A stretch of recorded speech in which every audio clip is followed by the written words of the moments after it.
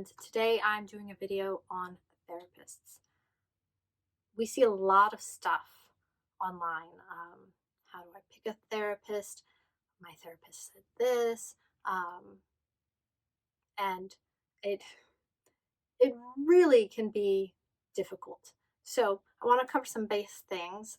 First, if you can, find a therapist who specializes in dissociative disorders. I'm going to go into this a little bit at length, but it's really the difference between having a general practitioner or a specialist. If you've got something serious like an autoimmune disease, going to a general practitioner isn't going to get you very far. I know. You go to a specialist, a rheumatologist, and it's like voila, they understand and no one's ever understood. The difference is like that. So if you can, go to a specialist. If you don't have money, in the United States at least, colleges that offer master's level program for psychology usually have a free counseling program so that their students can get their licensing when they're done with the program. This is actually some pretty good quality treatment. They're working supervised and they've learned the cutting edge stuff. So even though they're not who you'll want to see when you're trauma processing, the first stage in treatment, whether it's a dissociative disorder or just trauma, is safety and stabilization. And I have gotten treatment from our local university, and it was wonderful. They taught me grounding. There was a lot of good groundwork done so that when my system became active, I was at least more prepared for it. So if you can't go anywhere else, try and find a program near you like that. If you have the money, look for someone who specializes in dissociative disorders. The website Psychology Today allows you to filter for specialties, and dissociative disorders is one of the specialties you can filter for. So it's an amazing resource. I'm not sure if it's available in other countries, but I know in the United States, it's definitely something that you can use. Finally, these people, you're paying them. Please remember that you have power and a choice in this situation. If it's not a good fit, find somebody else who is. And I wouldn't just say to casually throw aside a therapist, but if it is not working, find someone who is. Go into the first session as an interview thinking that you are trying to see if it's a good fit for you, and they are trying to see if it's a good fit for them. It has to be a good fit for both of you to be able to be really effective, especially because if you can't trust your therapist, your system isn't going to be able to trust them and be able to come forward and get treatment as well. I wanted to address some of the things that we see online, and Jennifer Adriana is kind of near, so you'll have to pardon me if I get a little spacey because it really pisses her off especially. She's a protector, and seeing stuff like this makes her really mad. But these are reasons why you might want to find one who specializes in dissociative disorders, or perhaps consider if your therapist is the best fit for you. When we see things like this, my therapist said, I can't have that because it's too rare. It's as common as natural redheads in the population. It's not that rare. If your therapist has told you that, then they are not familiar enough with the disorder.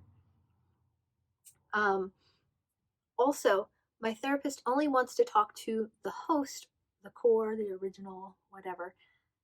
A therapist who is familiar with the theory of structural dissociation is going to understand that these are all parts of a whole and that all the parts need to be treated in order for the whole to be healthy. So that's a huge red flag. Not having a basic understanding of just the common things with D.I.D. and O.S.D.D, such as the inner world, the headspace, different types of alters, the different roles of alters. That's really crucial for going forward to know that, okay, if you're dealing with a little, they're going to have the thought processes of a child, but they may have access to all the information that an adult has. Just little things like that can make all the difference in the treatment that you're getting. Um, Now, I'm just going to throw out a couple of things that, if there's any therapists watching, that I think are important as well, but aren't necessarily important in picking a therapist.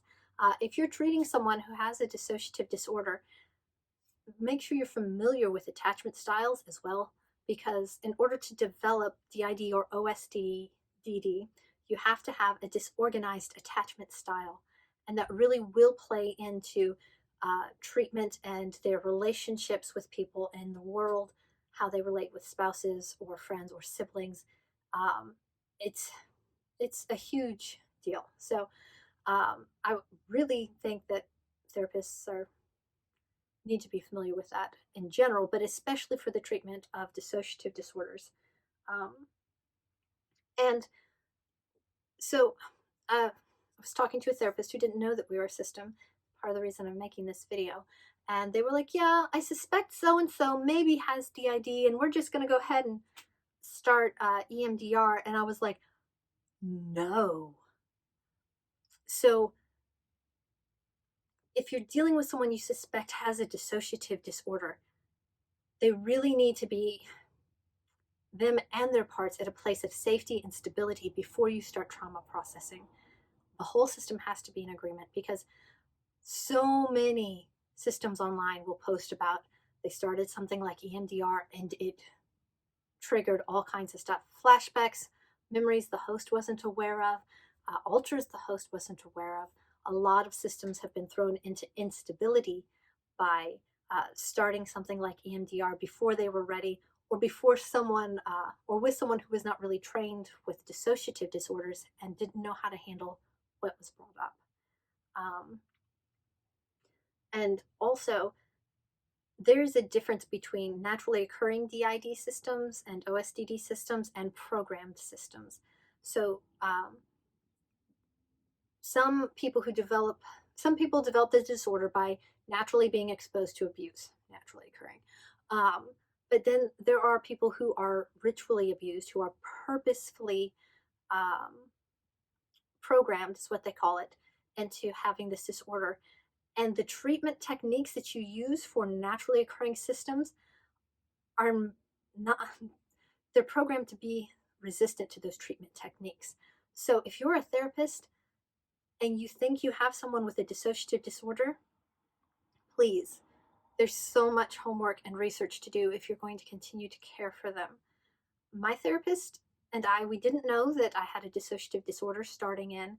And when she realized what she was dealing with, she read so many books. She contacted specialists and experts, and continued during the course of my care to ensure that I got good care. If you don't have the time to invest in doing something like that, then you should probably refer your client to somebody else. And one final thing, especially as you enter the trauma processing part, if you're dealing with someone with a dissociative disorder, be prepared to hear some of the ugliest things that humans can do to one another. If you are personally not in a place where you can handle hearing that, you should refer your client to somebody else. And finally, D.I.D and O.S.D are very individualized. So even if you do all of that research, how it looks for one system is not how it's going to look for another system. The treatment's going to have to be tailored, because even individual alters that are this certain type, like protectors, are going to be different, because they're going to be made and tailored to that person's specific abuse situation. So I said all that to, one, encourage you guys to find a therapist, if possible, who specializes in dissociative disorders. If not, find one who is willing to do the work and the research, because you've been through a lot and you have so much ahead of you. Life gets so good. I didn't know going into therapy how good life could get, especially because sometimes therapy is hard and heavy and dark. But it's worth taking this journey. It's worth finding a good therapist and a good fit. And I wish you guys all the best of luck. Like and subscribe for more videos, and I'll catch you later. Bye.